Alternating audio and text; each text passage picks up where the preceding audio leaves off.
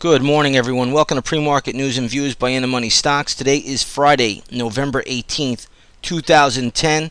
Let's get right into the charts here. We'll see the S&P 500 E-mini futures are actually trading higher by about 8.5 points.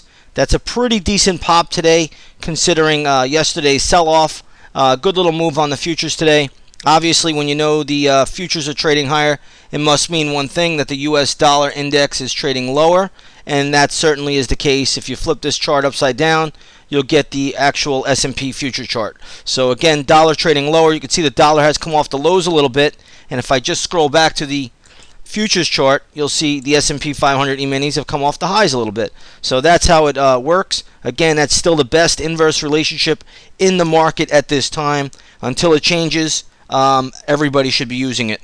A couple of things to go over. Markets are trading higher simply because it looks like there are rumors out there saying that the European Union or the European Central Bank is going to lend money to the International Monetary Fund, and in return, the International Monetary Fund will invest in the EFSF, which is the European Financial Stability Facility, which is basically a Euro bond.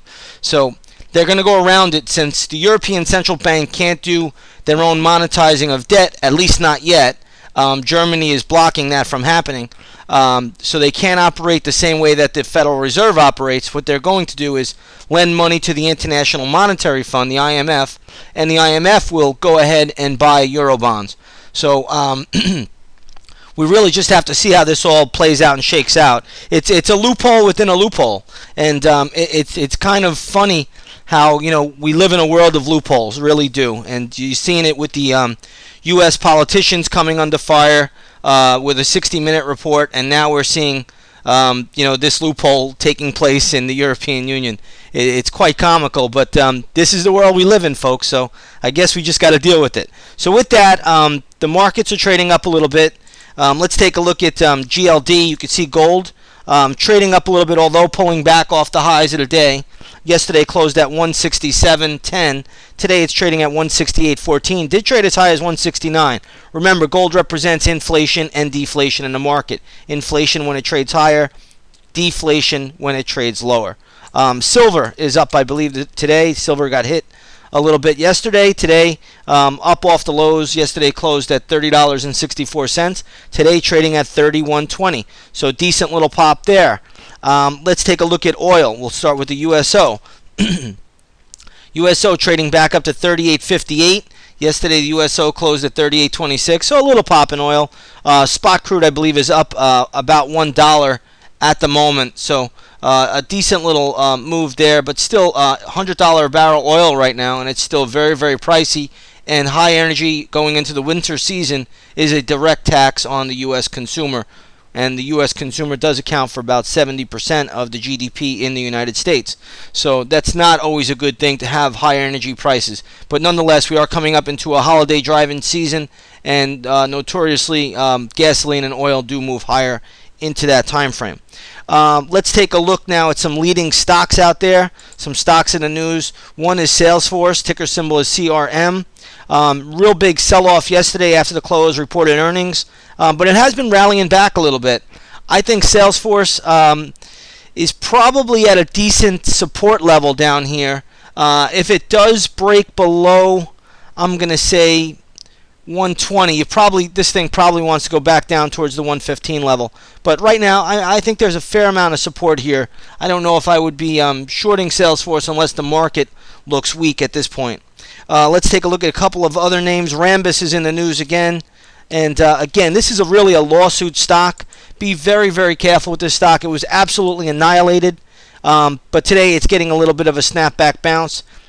Be very careful with Rambus. I really can't say what to do with that thing because I don't know the next lawsuit that's going to come out on that stock. Let's take a look at Aruba Networks. Okay, is a cloud computing stock. Very, very good move here. This stock has been beaten down on a daily chart. Yesterday closed at $21.79. Today it's trading at $24.18. A good move. It's a strong move. I would not be shorting Aruba Networks. That's a very, very good move for the stock, and it looks like a strong gap. Let's take a look at MRVL. This is trading up as well a little bit today. Closed at 13.76, trading at 14.40 now. It's okay. This is nothing great, nothing terrible. Looks like we have a lot of resistance on this stock around the 14.50 and ultimately $15. If it could get through there, maybe it moves up a little bit more. But nothing earth-shattering for Marvell today, and we'll just leave it at that. Here goes a stock that is having a pretty good day, pretty good morning, I should say. FMCN, Focus Media. Big move. I do not think the stock has any more juice left in it, though.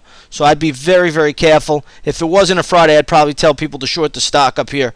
But it's a good pop, but I just don't think it goes much higher than here today. It's got very good resistance around $29.25. It overshot to $29.50 in the pre-market, and I really think that's all it's going to do unless the markets really surge, then it may get a lift. But on Fridays, you got to be a little bit cautious shorting stocks, just simply because the institutions that move markets, they like to have a Friday, without fear. So again, that's something you got to watch for. Now, if the markets do fall, one place you're going to focus you're going to focus on is the Asian ADRs. Okay, so last night the Shanghai index was down, I believe, 1.9%. That's a very, very big decline. Watch the Chinese ADRs, stocks like Baidu, stocks like Sina. They could all come under pressure only if the markets in the U.S. start to falter. If the markets in the U.S. hold up and they're up 8.5 points this morning, then it won't matter. These stocks will do okay. They'll hang in there.